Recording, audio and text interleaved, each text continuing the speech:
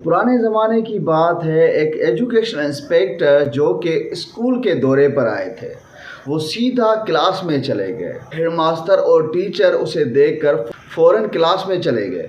Education inspector ने बच्चों से सवाल किया कि एक ट्रेन 100 मील फ़ी घंटा की रफ्तार से आ रही है, उसे जिस स्टेशन पे रोकना है वो 3 मील की दूरी पर है, बताएं कि मेरी एज क्या है। बच्चे एक दूसरे का मुंह देख रहे थे।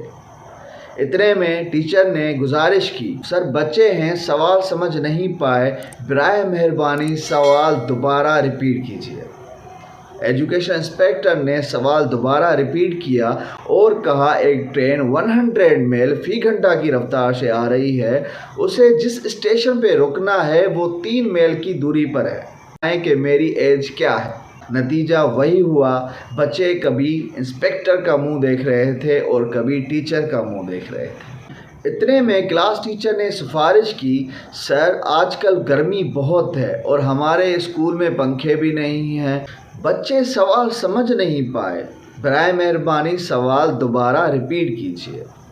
एजुकेशन इंस्पेक्टर ने सवाल दोबारा रिपीट किया और कहा, एक ट्रेन 100 मील फ़ी घंटा की रफ्तार से आ रही है, उसे जिस स्टेशन पे रुकना है वो 3 मील की दूरी पर है, बताएं कि मेरी एज क्या है।